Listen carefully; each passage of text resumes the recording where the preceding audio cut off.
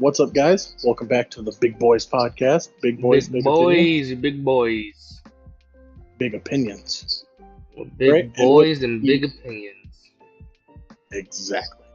And with the return of my personal favorite series to Shonen Jump Weekly, we decided there would not be a better time than to talk about Hunter x Hunter, go ahead and rank its arcs, put everything on a tier list. It's just me and Hops today, so we're going to have a good conversation, go through everything, and go ahead and start us off.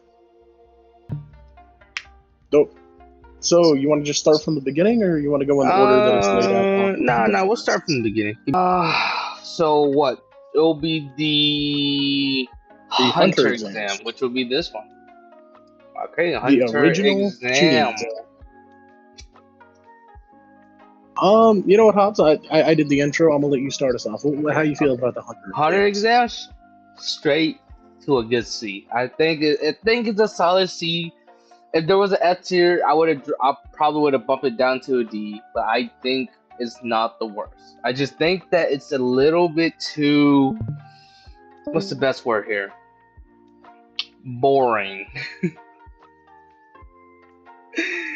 This is a common complaint of the Hunter exams. Is I will be fair, the Hunter It's x a Hunter show. I little am bit gonna, boring. I want to just like I know this is your favorite show, but like usually when I watch Hunter x Hunter or rewatch Hunter x Hunter, I skip this arc and the next arc. And I go straight to so fucking the Towers arc. The fucking Heaven's Arena. Heaven's Arena, yes. Yes, and look, I get a lot of that, right? Because I think one of the big upsides to this arc, and why I feel like we should bump it up to at least a B, right? I think middle ground is one. It obviously sets the bar for where everything at Hunter x Hunter is going to go. I don't think there is anything that ever drops below the quality of the Hunter exams. But the big thing is this is the only time in the series, outside of one other arc, where all four of the main cast is together, which is kind of ironic considering they're the main cast. True, And but I mean, like, it's also the first arc, so of course all of them are gonna be there. But it's also like, just because all four of the main cast is there, are you gonna like give it extra points? I feel like I have to, because it's one of the few times we get to see them interacting and having good relationships. Because one of the downfalls that I do feel Hunter x Hunter has as a series is it unfortunately puts Kurapika and Leorio in the background. I see, but here's the some of thing, these though, right? later arcs. I can't agree with that. The Leorio part perfectly makes sense. His dreams and his ambition does not matches anyone else in the group. Right, Killua is there to have fun. Gon is there to find his dad, and Kurapika was there to get his brethren's eyes back. There was no way that all of them were gonna keep their journey continuing, and I do like that about Hunter x Hunter is that like all four of them aren't gonna be together entirely, right? Which I do get, right? And it's definitely something that's, hard to see, right? I think them going different paths is very helpful. The one big thing that I also think the Hunter exams does really well is Gon, Leorio, Kurapika, Killua. I think everyone is not only characterized super well in this arc, but maybe as good of a character introduction as you were going to get for any of these guys. I mean, the first time we meet Killua is a kid riding on a skateboard, and his first initial interaction with Gon, whether you read the manga 1999 anime or 2011 anime, is, "How old are you? What's your name?" And it seems like such a small thing, but like the way everyone is characterized is done so well in the Hunter exams, and I do have to give it credit for that, for at least setting that bar. And of course, we get introduced to a great antagonist in Hisoka. OG Orochimaru is great. OG And I also pedophile, think great, huh? Okay. I don't know if, not quite what I meant, but hey, if that's what we're feeling. But I mean, Hisoka too, right? Like, I know we've been talking a lot about Leorio, Gon, Kurapika, all of them, but like the main four are great, but the side cast is also really well developed with like Pockle and seeing, Tonzu, the B girl. If people don't remember these characters, I'm sorry. Hanzo the Ninja. I think just there's a lot going for this arc, so I feel like there's enough enjoyment and entertainment for to bump it up to a B. But if there is one big issue, I have to have it, is there is not a huge struggle for any character in the main cast other than Gon in his initial fight against Hanzo. I mean, there's a bunch of struggles. Like, there was the Gon and Killua versus Netero to get the ball. There was the Yeah, but there were no stakes in that fight though. Like, it is entertaining, but like there there no was also concern. Leorio pushing himself past his limit so he could run up those stairs so he could pass the first exam. Which, by the way, is so crazy to me. Funny. That he can do that and then still run for the second exam. In a full 3-piece suit. Like, gotta give him credit, man. No, he took half of it off, but yes. He looked. Yeah, my man was looking stylish as fuck running though. Gotta give him credit. And I mean, I guess if we are going to talk about the 100 exams, do you want to talk about the exams itself for just a second? Sure. Kind of run through each of the phases, because I also love that the 100 exams. Exam 1, which is just the running phase, right? I know that in the 1999 anime, the boat. Oh, you talking about like all the way back? Yeah, I mean, technically it starts with the boat, because Yeah, like, I know what you mean. Like, it technically starts, but like I thought you meant like just the actual hunter exam, like not the preliminaries to get to the hunter exam. But again, like, there's just a lot of great characterization on the boat. Like I said, we'll glaze over this really quick just because it is a shorter segment. Like, seeing what Gon is willing to do to get where he needs to be and what he has to do what he has to do is just such a great and unique and entertaining character moment, and I love what he gets in this arc. I love seeing Kurapika and Leorio, like, and their immediate trust of Gon and their willingness to do what they need to do to get to the hunter exams, and it's awesome, dude. And I love this. I love the initial start. And again, I know the boat is a very short segment because it's only like half an episode. I don't even think it's a full episode. And there's a lot going for the initial start of the hunter exams and the intrigue around it.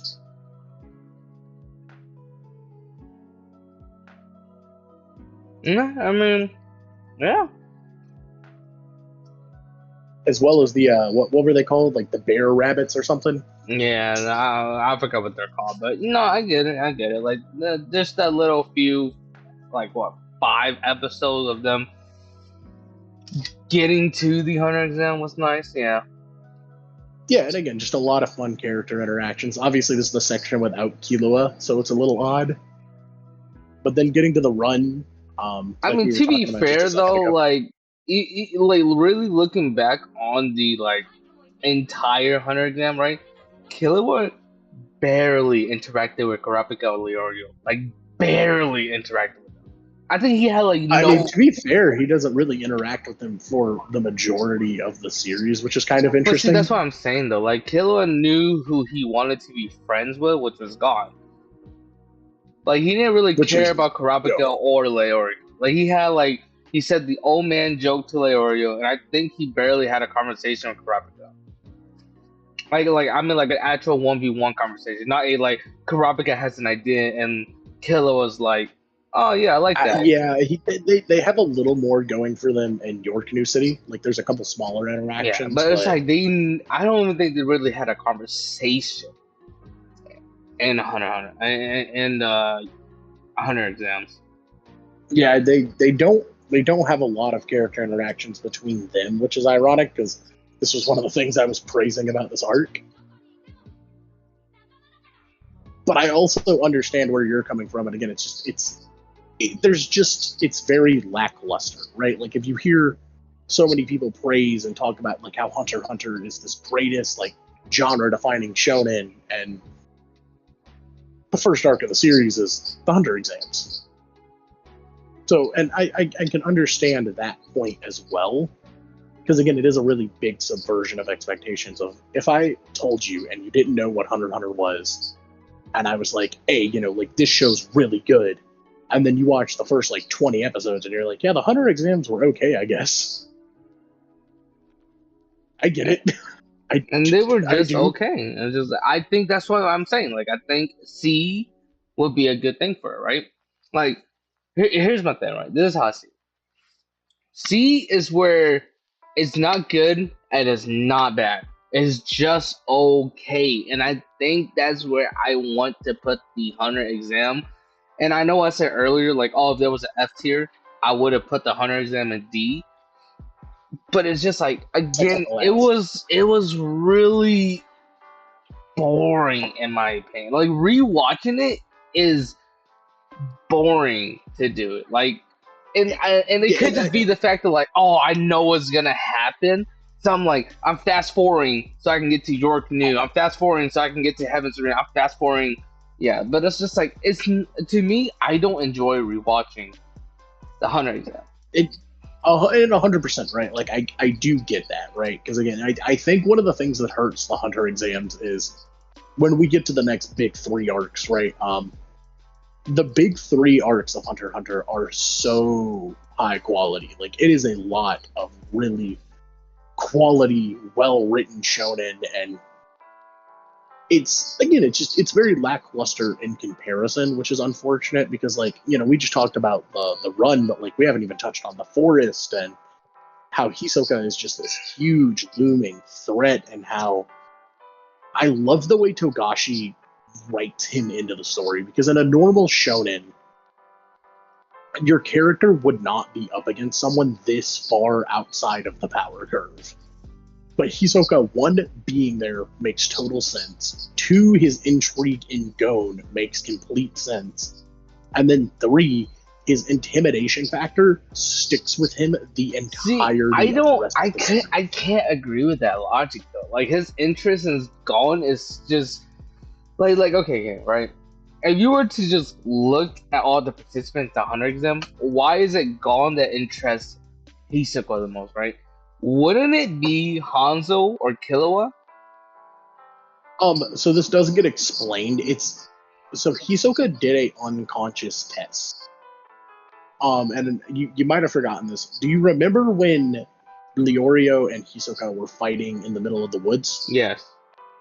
So there were three characters in that interaction. There was Gon, there was Killua. I mean, not Gon. There was Gon. There was Kurapika. There was Leorio, and then there was actually four because there was like a random jobber hunter that Yeah, Hisoka that had he beat. kill immediately. Yeah.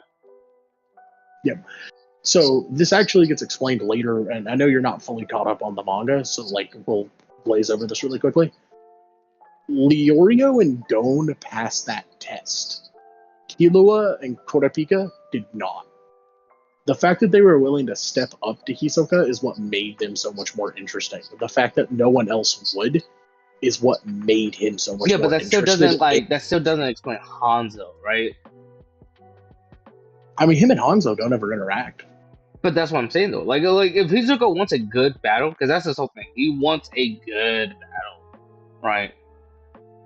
Why would Hanzo not be part of that list? And again, you can also say Kurapika like didn't pass the test, but I feel like he passed the test after York New City, and Killua definitely passed the test after that Chimera arc. Because you even have that one scene where Hisoka's like, "Ooh, maybe I might even take out Killua myself," and then Alumi was fucking like Yeah, I mean, flipping out. Killua does get explained later. Like Killua does end up passing the test later. But like Kurapika never did. Kurapika was just never attractive in a sense to like Hisoka. These Like minors. I don't think that's the right word to use. maybe we don't get into that territory, but hey. Hey, I mean, after what happened to the voice actor, I don't know. Hey, I get it. How the stigma. I'm not arguing. But I will say though, we are dragging it a little bit long on just the first arc. So I'd we'll say try to let's wrap it bump up. it up to B, right? Like just quick little run through, right? We're gonna The have to do tower. this again. We're gonna have to do this again. Where I'll give you B. I'll give you B. I will. I know, but I'll give you yours in a minute.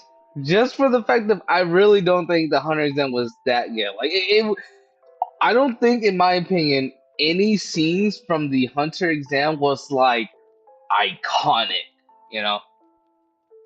Other than maybe like the Gon with when he's fighting Hanzo and he has the blade to his I face. He's like, low "Why key are you don't even think doing this?" that's that iconic either. Like I think it's a good scene, but I don't think there's a scene where like, oh my god, I'm gonna go on YouTube and rewatch that scene. No, that's like something. Yeah, it's not a great It's a great character moment for Gon, but that is because it's a great character moment for him in the series.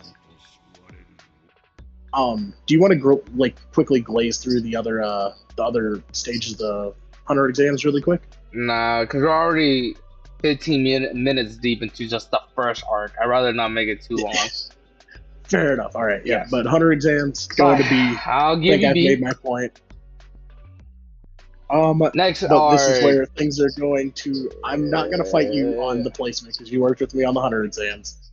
I know where you want to put Zoldyck family. Right here, baby. No talks ever with. I think it was too fast. I feel like the Zodiac family was not enough Zodiacs. I feel like we didn't have enough Zodiac family arc in the Zodiac family. Really? Because that's never a complaint I've heard. I feel like for an arc that's about Killua's family, we don't learn a lot about Killua's family. It's just we go in there, the brother is fucking whipping Killua. Killua can get out anytime. Milky. Yeah. Mommy is like, oh, my Killua's back.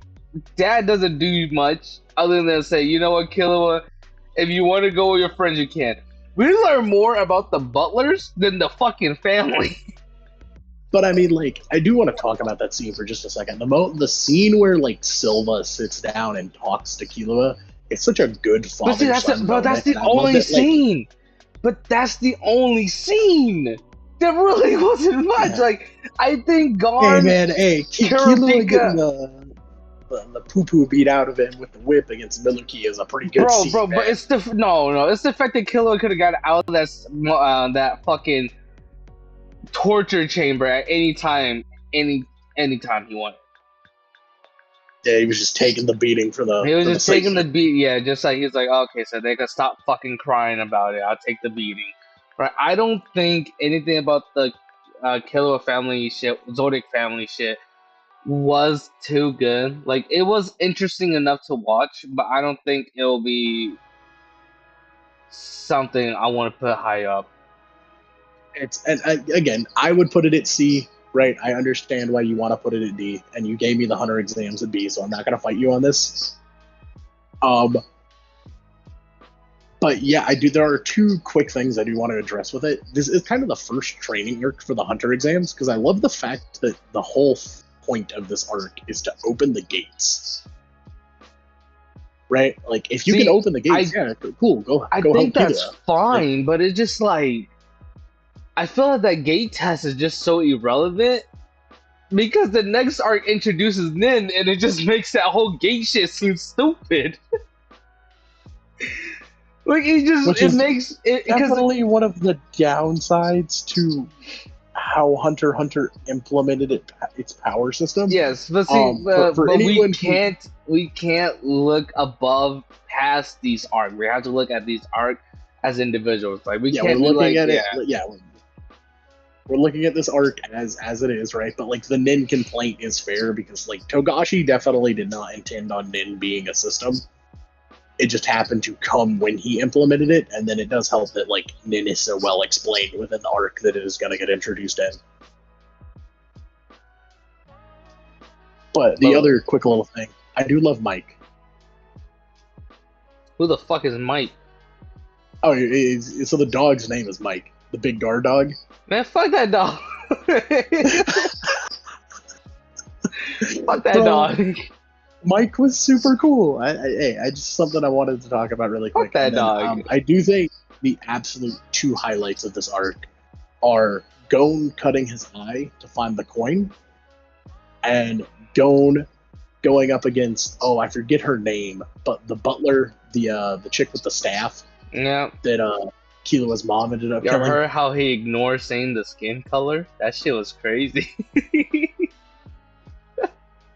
What do you mean, bro? You could have just said the black chick, the black butler. Yeah, you're right. The Black Butler. That's a show, though, so someone might have gotten it confused. Exactly. See. All right, but no. The fucking like the little girl, the black butler. I don't think that scene was that cool. Like you might have a different opinion. I don't think it was that cool. I think it was okay. I did I think really it like is Gon good. cutting his eyes to do it, and it's like, oh, it turns out it wasn't me in the hand; it was in the fucking person behind him. Just fun, good characterization for Gon, right? And the lengths he's willing to do to get to his goals, which is good characterization for something that's going to get revealed in a later arc that we're not going to talk about quite yet. All right, but I think I'm gonna stick at D with this. Again, I would put it at C, but you gave me the Hunter exams at B. Like I said, I'm not going to fight you on this. Okay. All right, and next is the Heaven's Arena, baby. Heaven's Arena, which will be this one. Heaven's Arena. Where do you want me to drop this right now? I'm really comfortable putting Heaven's Arena at A or B. I think this is one of the best things, like in Shonen, period. I'll do A. Because, like, in 10 episodes, the Hunter, like, not the Hunter exams, Heaven's Arena does more with its character development, cast, and world building as well. Yeah, and world building than some animes do in 150 episodes. What Heaven's Arena was able to accomplish in just 10 episodes is absolutely spectacular, on top of introducing the greatest power system in anime, Nin.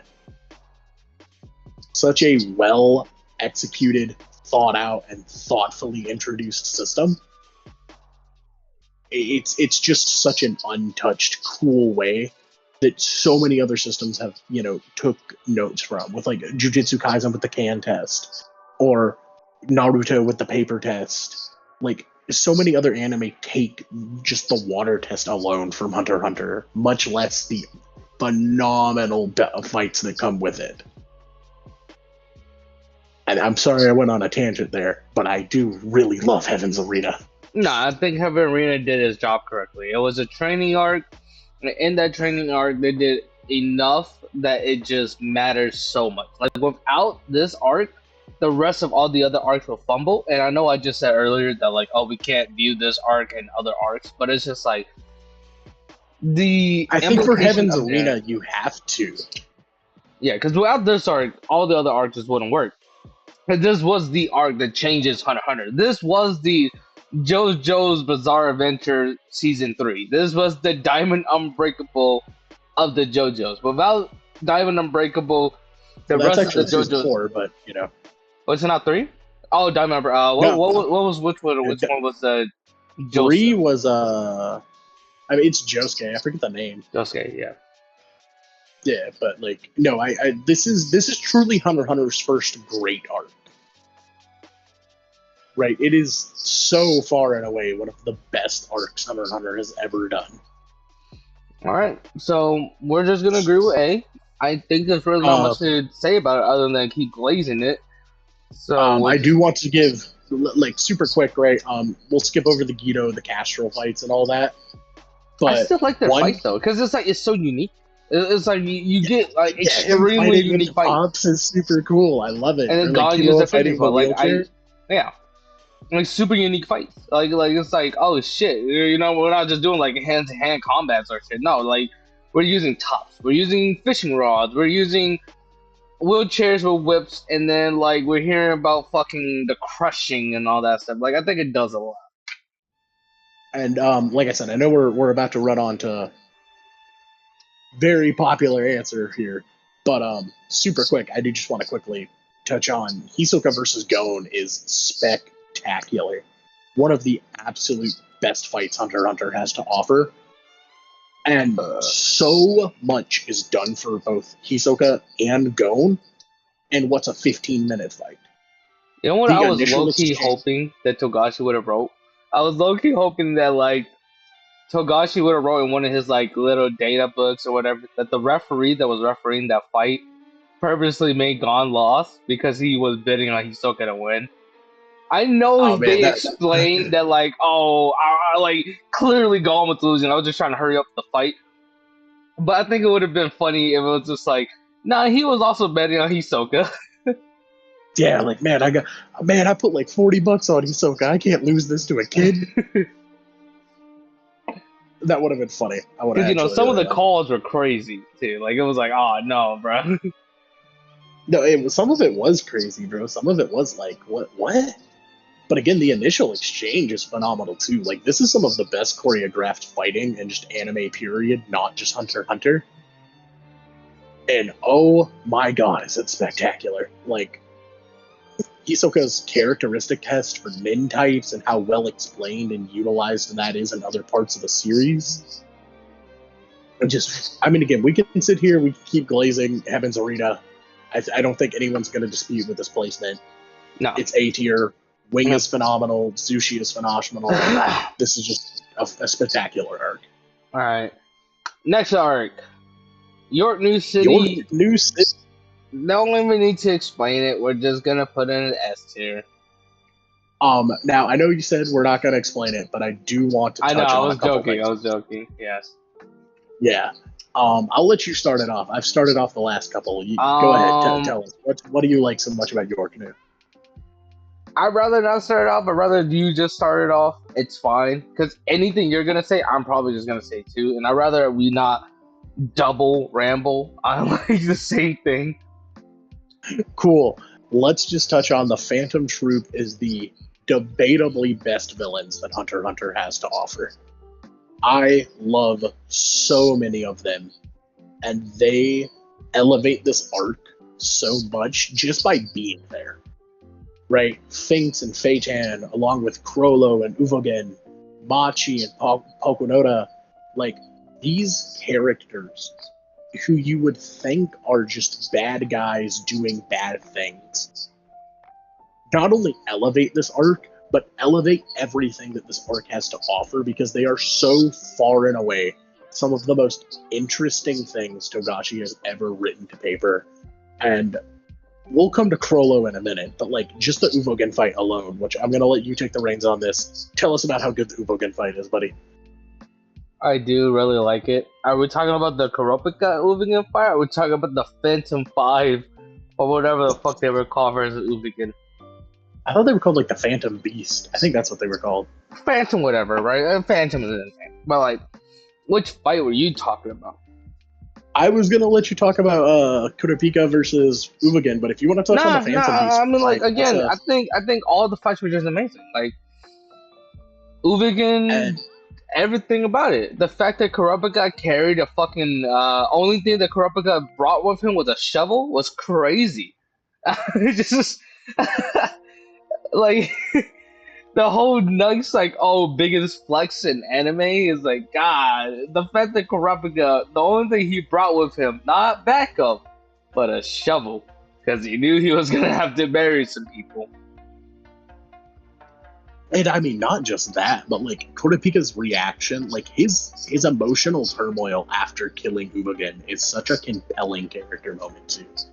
Like he doesn't want to be what he is, and he's becoming what he hates the most to do what he has to do.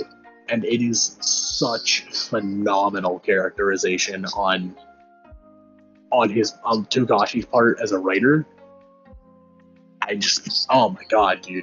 As well as like the fact that this frames how every battle in the series is going to be moving forward. Like even more than Gon Killua, like every single Nin fight is super interesting and super unique and super well choreographed and makes total sense. If I was gonna give one flaw to the arc, though, I do feel like Kurapika whipping out Emperor time is a little Gary Stew. Just low. But it's okay because it gets explained in a future arc that, you know, Emperor time kills him. Every minute is like a year off his life. I mean, I don't really have anything else to say about it. It's just York New City was great. Everything about it was great. And the crew was great. All the characters were great. I'd say like let's just touch on two more things real quick. Okay. The symphony, the requiem that they do for Uberman Yeah. is Okay. a. I'm gonna let you take the reins on this one. I would say, was that a thing in the 1999 version? It is a thing in every version. Okay. Because the symphony was fucking amazing. I didn't get to see the 1999 version of it, but god damn, was it great. Yeah, it An was indoor just, fish too. Such a cool ability. yes, it's just the way how it ended, the way how he was like, you know what, let's fake kill all the Phantom Troop members so we can rob the underground casino or rob the underground bidding or whatever, right? Yeah, the auction. Yeah, the auction. Yeah. It's great. Nothing much I can really say on it. And dude, like in every version, it is such a spectacular scene because I wanted to touch on this because this is probably the best scene in Hunter x Hunter, period. And I do stand by that statement. Like, it's not my personal favorite, but if I had to be objective, this is probably the best scene Togashi has written for all of Hunter x Hunter. But it helps because this leads into my next point of, bro, Chrollo is a fantastic antagonist. Like, everything about him is so compelling. From the fact that his nin abilities references how he doesn't have an identity, how his identity is referenced by the fact that he doesn't really know what he wants. He doesn't really know who he is. It's such a spectacular and like him as a character. Like the fact that he is crying because he knows Uvo is gonna die. You know, and it is just like who would have thought that when you hear this, you know, king of the Phantom Troop, right? This guy who runs this evil auction, like not only does he care about every single one of them, like not only does he see every single one of them as his family, but like he can't express that because he doesn't understand emotions. He doesn't understand what he is or what he wants. And it's so well represented through Skill Hunter. Or even something as simple as like his interaction with the Zoldyks, right? Like his battle with the Zoldyks is spectacular. Yeah, Man. honestly, just really great. There's nothing much to really say on it. It's just you hit all the notes for it. I would say though, right? For me, I think Chrollo didn't do enough. He was just so goddamn charismatic that it didn't bother me. But it's just like, can you really sit here? All he did was he fought that one guy, which whatever, and I would say he just had the plan, right? But he didn't really go out and do much with it. But he's just so goddamn charismatic that it didn't fucking matter. And it's just, man, he's so cool, dude. Like, Chrollo is one of my top 5 characters in the series. And I think he's in everybody's, but I don't know if we can just sit here and glaze it anymore. Do you want to talk about the arm wrestling, or should we just move on to the next arc? All right. Greed Island, which will be fourth right here. Yeah, because there's little old everybody on there. I think I'll put Greed at 8. And you know my opinion on it. At the end of the day, it's just a training arc. The villain was mid, the story was good, but at the end of the day, it was just a training arc. Huh? I want to hear your point because you just said Ginthru was good. No, I said the story. I said the story was good. I said the villain was. Did I say the villain was good? I meant to say the villain was bad. Okay, I thought you might have said good by accident, but yeah, I was going to say, bro, you got to elaborate. The villain was terrible. The story was good. It was just a training arc at the end of the day, and I think it was a solid training arc. It did what it needed to do. Because at the end of the day, right, almost every character in that arc, other than Beastie, doesn't really make a return in an important way, nor does anything that happened in that arc really affect anything else after that arc. I will also add, though, the biggest highlight of this arc is the dodgeball game, and I'm the dodgeball game. Yep.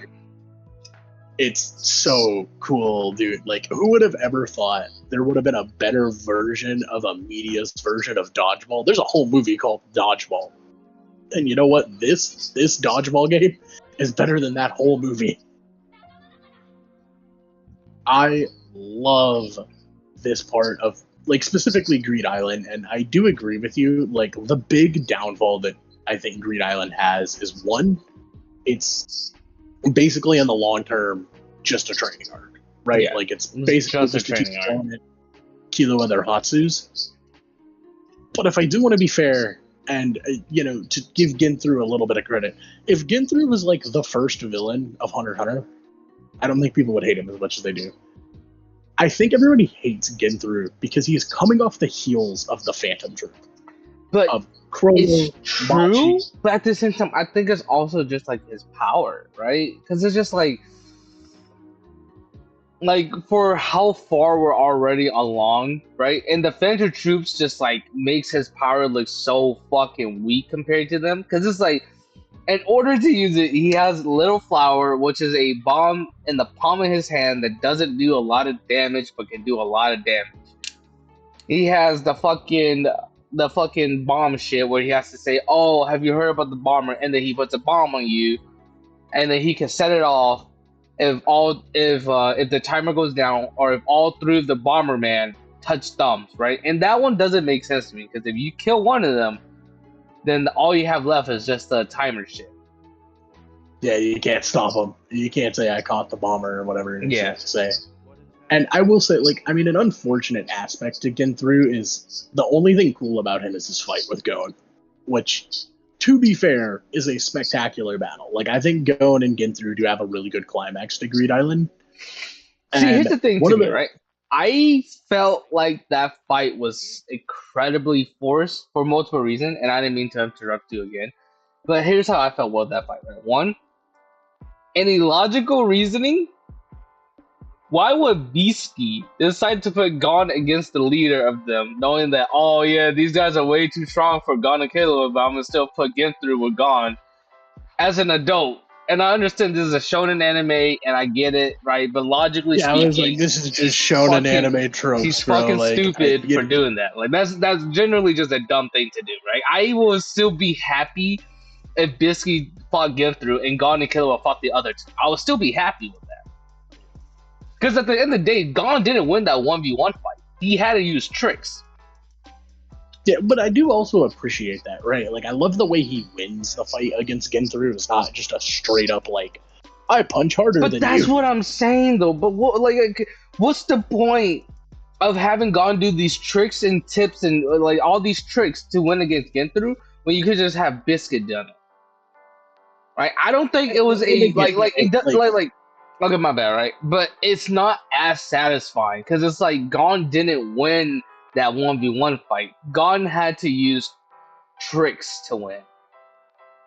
He had to outsmart him. He had to use Rin, Tin, Ko, and then he had to do the whole like giant tunnel and shit like that, and the gasoline. The other thing too is, I will say, I think Ginthru character doesn't make sense for why he didn't try to kill Gon immediately. We've seen Ginthru murder hundreds and hundreds of people. There's no shot in hell that Ginthru would have just blown off Gon's arm and be like, yo, just give me the fucking cards and I'll let you live, and then still kill Gon, right? I feel like a person like Ginthru, it doesn't make sense to me. Because, like, Ginthru wouldn't be like, look, you're a kid, let me take it easy on you. Just give me, like, I felt that's not in Ginthru's character. And you can disagree with me, right? But I do generally feel like that's not in Ginthru's character. For a person who has killed over hundreds of people. Yeah, for a guy who's killed a bunch of stuff. Again, right, like, I'm not going to argue that point. I do think there is some clear illogical things that happen in this arc. But if we're going to ignore the Ginthru plot holes, I do want to talk about the one really big highlight besides the dodgeball game, and that's Bisky as a character. Because we have not touched on Bisky at all, and she is a super big highlight to this arc. See, I love Bisky as a teacher, but she doesn't do shit in the story. Like, she doesn't. In the dodgeball game, she was one of the first people out. She didn't even knock Which out a single always upset person. me, bro. I was like, no. She didn't knock out a single person during that dodgeball game, right? I would have accepted it. I could be wrong, right? I'll probably just not remember it, but I don't I remember think her she knocked knocking out like anybody some else. of the like the random jobbers, but I think that was it. It could have been. I just don't remember. But like, I just don't remember her being important. Like, she was important as a teacher, but other than knocking out that one the fucking like flocky, um, fucking bomber guy, she doesn't do shit. Other than Which train Gon and kill her, she doesn't do anything. and it is unfortunate, right? Like because that is just the one thing about Bisky is like, oh man, she trained to go and Killua to do Hatsu. Well, it's kind of all she does. But then I Really love her it. character. Like I do love the fact that like she always gets mad at Killua and Gon, and it's like, why'd you punch him? And she's like, they made me mad. Like for what? She's like, they made me mad. Like, really, the highlight of that arc was just the volleyball game, a dodgeball game. Dodgeball, yeah, no, dude, it's pretty fire, and I think we could sit here and kind of like talk in circles. If you do want to touch, I do appreciate that Togashi like explains Greed Island beyond belief. Like the connective tissue here is nice because York New City and Greed Island are directly connected, right? Like York New City ends, Greed Island begins, and everything makes complete logical sense. Yeah. The kind of unfortunate thing here is I feel like because Togashi's pretty well known that he's a big fan of Dragon Quest. Yeah. And you can tell his love for RPGs sinks in this arc. It sinks in and it devolves into like one of the highest like and most. If you've read the manga, anyone who's ever read the manga of Hunter x Hunter, there's 4 pages of cards explaining what they do in Greed Island. Like that is a whole segment in this series. I do wish they would have done that a little bit in the anime, but yeah, we get what we get. But it's I appreciate the depth of which the world is built out with, and I think we're both pretty well in agreement. Gon's like, learning the Jajunkin and Killua getting his transmuter powers with his electricity and Godspeed abilities. Like, again, there's some fun to be had in Greed Island, but I understand why it does not deserve S tier. Okay. Now we're gonna go to the big boy. Yeah, the big boy. I didn't want to try to cut you off or anything like that, but I'm just like, we're at 46 minutes, and we still got 4 more arcs to go through. Okay. All right.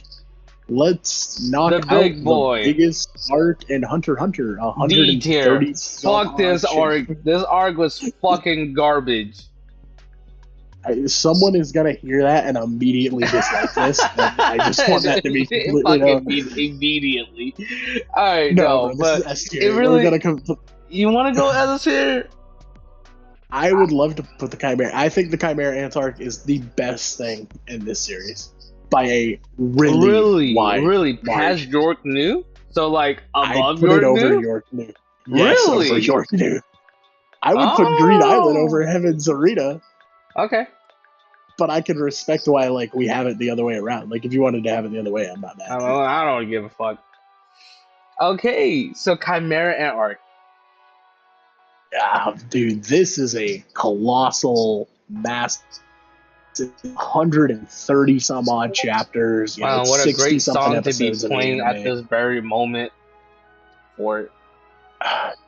Yeah, the Kingdom of Predators is a phenomenal OST.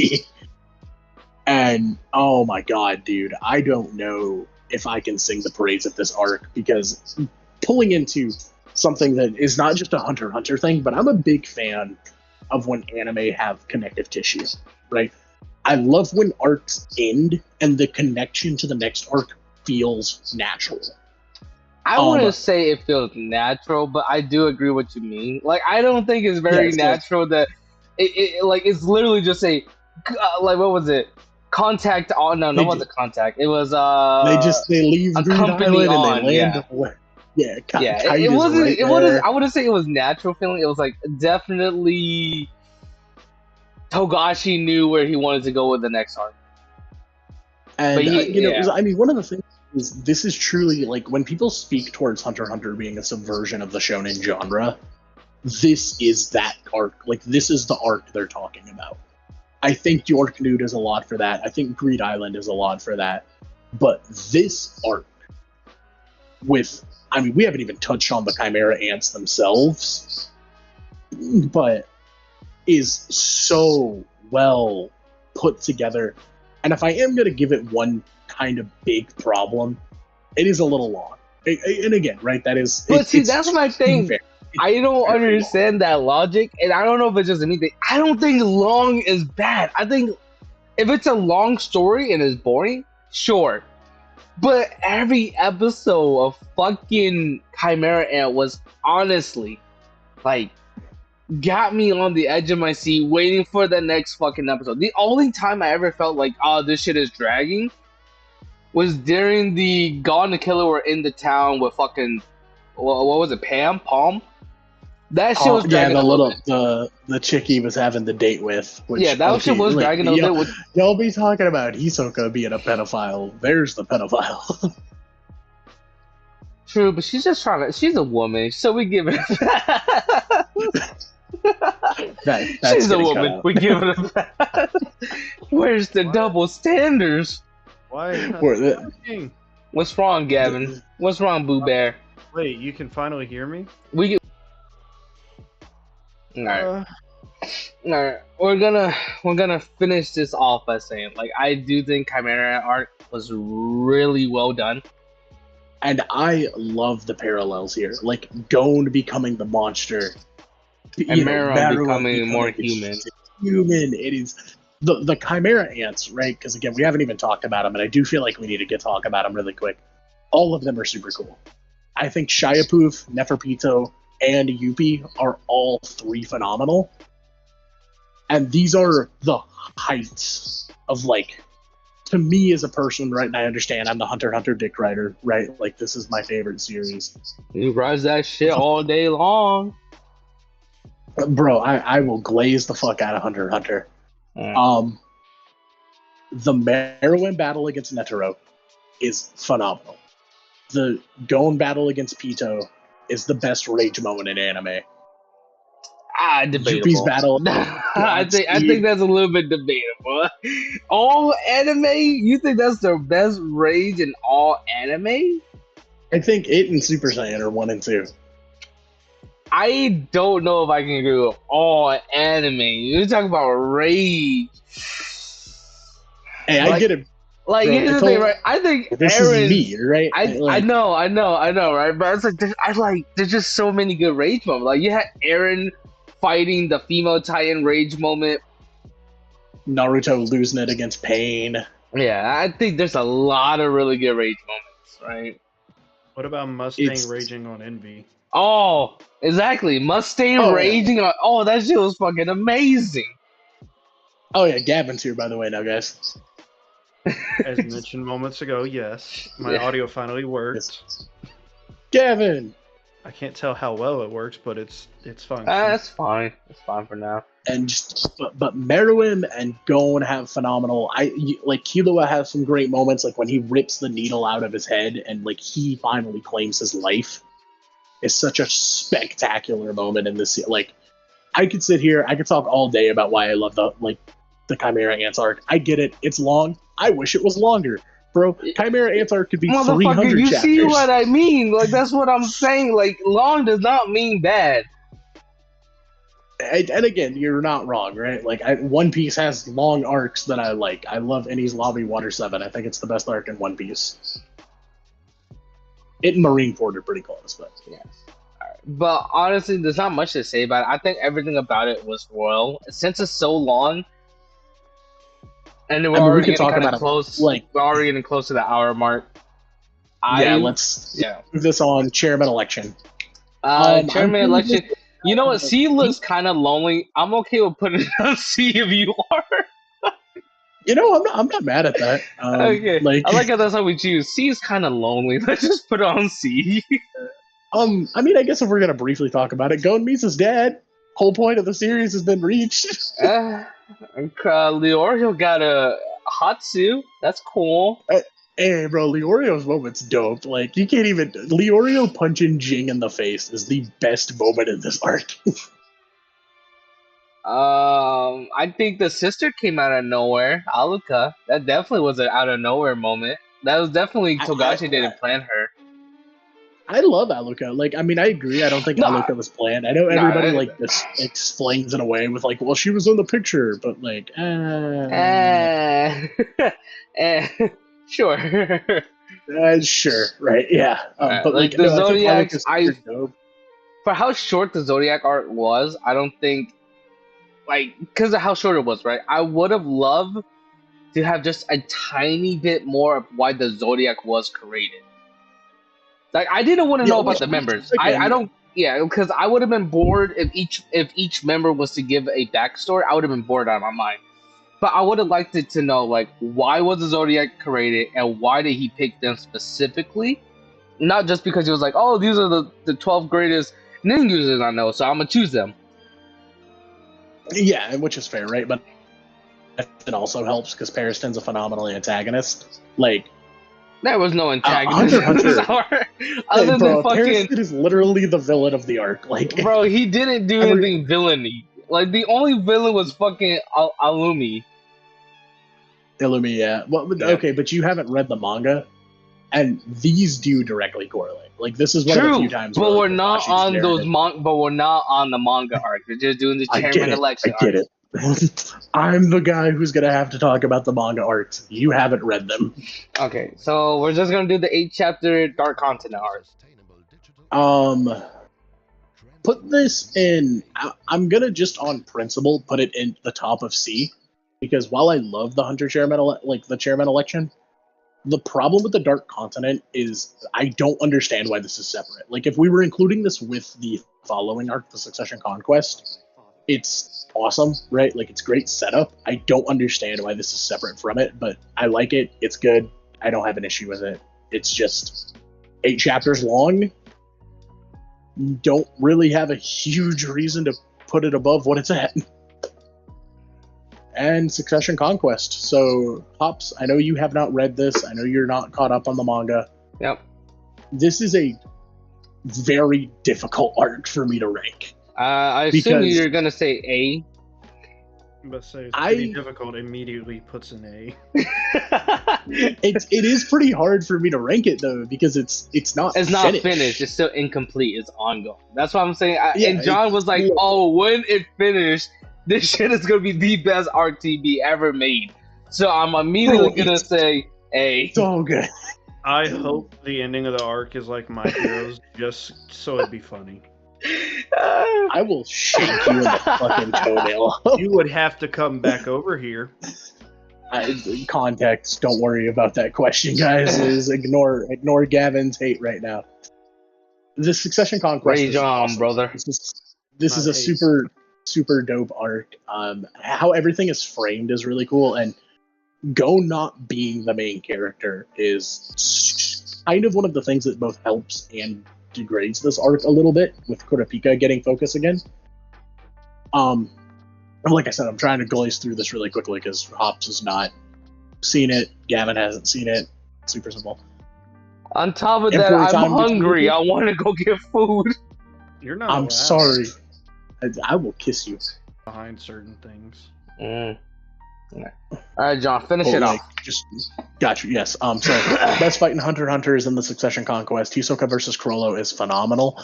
On top of having the absolute best backstory of the Phantom Troop, learning that Chrollo was like always unidentified, and I love that you learned every single one of the Phantom Troop's powers is actually tied into. Again, I guess spoilers if you haven't read the manga. The whole reason all of them have the powers they do is it's actually a reference to the death that caused the amalgamation of the Phantom Troop called Sarasa. So Sarasa got, like, for example, just real short, real simple, she got dismembered, and Machi's powers are about strength. So her whole point of the powers is to make sure no one ever has to be dismembered like Sarasa was. Or Shulnark does he has the quartz. The point is that he can always control someone to do what he needs them to do, not what they want to do. so that they can never hurt someone he cares about. And I think just giving the Phantom Troop more backstory, more influence, more dynamics to their characters, on top of the fact that we have no idea where this arc is going to go, right? There's a ton of moving pieces. I was almost going to say B tier, but as much as I'm talking about it and as excited as I get, the Khakeen Empire are super interesting and super cool villains. I can't wait to see where this arc goes, and with it coming back in Jump Weekly, it's going to be awesome because we're going to get to see the rest of the Nin princesses and the rest of the Nin beast, and the fact that this is a giant war of, princes fighting against each other, and there's so much to see and so much to be. So I'm going to put it actually over Heaven's Arena under Greed Island, just because it's not finished. So over Heaven, fucking spectacular. Some of Togashi's best writing, some of the best artwork he's ever done. Best artwork, really? Really? So if I know, like I said, I know you haven't read it. There are scenes that look like Berserk, like the Berserk manga. Okay, the reason I'm saying that is I heard that Togashi, as more time go by, you can't tell what the fucking shit looks like. But this one is the actual opposite of that. There's no way he's drawn it then, because does he have arthritis or some shit? Well, he has like severe back pain. Like it makes it hard for him to like use the bathroom and take care of himself. Yeah, people call it fucking Chicken Scratch X Chicken Scratch. That's why I was like, really? That's interesting. Man, I hear this shit called hiatus X hiatus. Bitch, I have an ending to Hunter x Hunter. You don't have an ending to One Piece. That's cool, but your ending doesn't make sense. Fuck you, my ending makes enough sense to where I can accept it. But yeah, so Hunter x Hunter is coming out with, what was it, 20 more chapters? Hey man, I haven't had chapters in 2 years. You could give me this win. Alright, yes. Alright. But we got it. Hunter x Hunter's back. We did it. Episode 2. Hater. Can't have it. Alright, man, John, you're do a the fucking sign Sword off. Art Online fan. Do the sign off. Listen, the book's better than the anime. You just refuse to read it. The book is ass, the fucking manga's ass, and the anime's ass. No, I have read the fucking light novels. The light novels are fucking shit. I don't think you can read. I can read mildly because I'm dyslexic. That's a lot of people in our group who can't read. Dyslexia means you can't read, John. You can't form coherent sentence. I can form very coherent sentence. Sign off really quick. Thank you for tuning in. Thank you for watching the Big Boys Podcast, episode 2. And welcome back, Togashi. Yeah, let's go, Togashi. We got Hunter x Hunter back. So we'll, maybe when these arcs end, we'll come back, we'll re-rank them, we'll re-talk about them. But for right now, this is how everything's looking. And you guys have a blessed day. All right.